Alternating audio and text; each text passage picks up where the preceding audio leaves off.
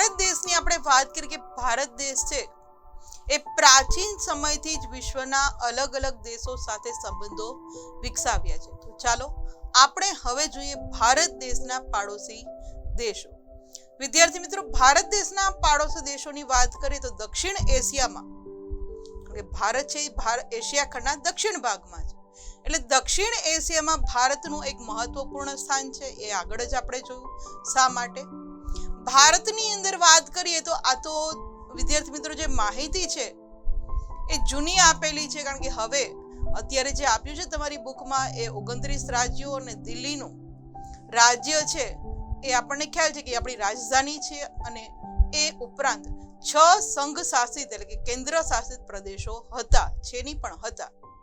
પણ હાલની પરિસ્થિતિએ વિદ્યાર્થી મિત્રો વાત કરીએ તો આપણા ભારતની અંદર જે 29 રાજ્યો હતા એમાંનું એક હતું જમ્મુ કાશ્મીર.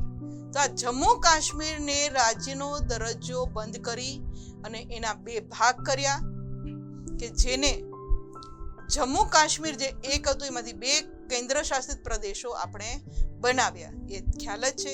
માટે જે પેલા 29 રાજ્યો હતા એમાંથી હવે 28 રાજ્યો થઈ ગયા, કારણ કે એક રાજ્ય ઘટાડ્યું.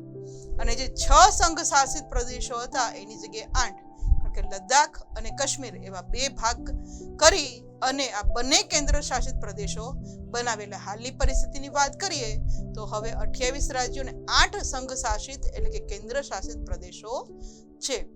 ભારતની જમીન સીમાની વાત કરીએ વિદ્યાર્થી મિત્રો, જમીન સીમામાં ઉત્તર પશ્ચિમની વાત કરીએ તો આપણા ઉત્તર પશ્ચિમમાં પાકિસ્તાન અને અફઘાનિસ્તાન દેશ આવેલો છે, એટલે કે એની સાથે આપણી જમીન સીમા જોડાયેલી છે. ને ઉત્તર અને પૂર્વની વાત કરીએ વિદ્યાર્થી મિત્રો તો ત્યાં આપણી જમીન વિસ્તાર છે એ ચીન, નેપાળ અને ભૂતાન દેશ સાથે જોડાયેલી છે. અને પૂર્વની વાત કરીએ તો પૂર્વમાં આપણી જમીન સીમા છે એ મ્યાનમાર અને બાંગ્લાદેશ સાથે જોડાયેલી છે. એટલે આટલા આપણા પાડોશી દેશો એટલે ભારતની એકદમ નજીક આવેલા જે દેશો છે કે ઉત્તર પશ્ચિમમાં પાકિસ્તાન અને અફઘાનિસ્તાન, ઉત્તર પૂર્વમાં ચીન અને નેપાળ, ભૂતાન, પૂર્વમાં મ્યાનમાર અને બાંગ્લાદેશ સાથે આપણી જમીન સીમા જોડાયેલી છે, જે આ ઇમેજમાં આપણે જોઈ શકીએ છીએ ભારત દેશની સીમા. ત્યારબાદ વાત કરીએ વિદ્યાર્થી મિત્રો, અહીંયા જે આપણે ઉત્તરનો ભાગ અને આપણો જે ગુજરાત બતાવે છે પશ્ચિમનો ભાગ, તો ત્યાં આપણને પાકિસ્તાન અને અફઘાનિસ્તાન જોવા મળે છે. એ જ રીતે ઉત્તરથી આપણે પૂર્વ તરફ જઈએ એટલે કે ઉત્તર પૂર્વની વાત કરીએ તો ત્યાં આપણે તિબ્બત છે, નેપાળ છે, ભૂટાન છે, ચીન દેશ સાથે આપણી જમીન સીમા જોડાયેલી છે. અને એક્ઝેક્ટ તમે જો આમ પૂર્વમાં જુઓ, નાગાલેન્ડ, મણિપુરની સાઈડ જે આપણને બતાવવામાં આવ્યું છે ઇમેજમાં, તો ત્યાં આપણને મ્યાનમાર અને બાંગ્લાદેશની સાથે આપણા ભારતની જે જમીન સીમા છે એ આપણે જોડાયેલી જોઈ શકીએ છીએ. વિદ્યાર્થી મિત્રો, ખાસ આ ભારતના નકશાનો તમે જોઈ અને વાંચીને અભ્યાસ કરજો, કે જેથી ભારતના જે કંઈ પાડોશી દેશો છે એના વિશે આપણને માહિતી મળી રહે.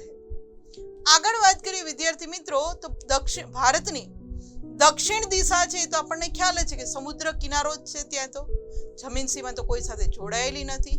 એટલે ભારતની દક્ષિણ દિશામાં સમુદ્ર કિનારે આપણા પાડોશી દેશોની વાત કરીએ તો સમુદ્ર કિનારામાં પાડોશી દેશ છે એ છે શ્રીલંકા અને માલદીવ. અને ભારત અને શ્રીલંકા જે પાલ્કની સમુદ્ર ધુની છે અને મન્નાર અખાત દ્વારા અલગ પડતા જોવા મળે છે, કારણ કે જે આ દરિયાઈ વિસ્તારથી જોડાયેલું છે એ પાલ્કની સમુદ્ર ધુની અને મન્નાર અખાત દ્વારા જ એ આપણને અલગ પડતા જોવા મળે છે. અરબ સાગરમાં વાત કરીએ તો અરબ સાગરની અંદર વિદ્યાર્થી મિત્રો આપણા ભારતનો જ એક ભાગ એટલે કે લક્ષદ્વીપ ટાપુઓ આવેલા છે. જ્યારે બંગાળાની ખાડીની વાત કરીએ તો આ બંગાળાની ખાડીમાં અંદમાન નિકોબારના ટાપુઓ આવેલા છે આપણા ભારત દેશની અંદર. જ્યાં ઇમેજની અંદર આપણે જે વાત કરી કે શ્રીલંકાને અને ભારતને જો અલગ કરતું હોય તો નીચેની સાઈડ આપણે જોઈ શકીએ તો પાલ્કની સમુદ્રી ધુની દ્વારા, અને અરબ સાગરની અંદર જે આપણા લક્ષદ્વીપના ટાપુઓ આવેલા છે, બંગાળાની ખાડીમાં જે અંદમાન નિકોબારના ટાપુઓ આવેલા છે, જ્યાં ઇમેજમાં આપણે જોઈ શકીએ છીએ.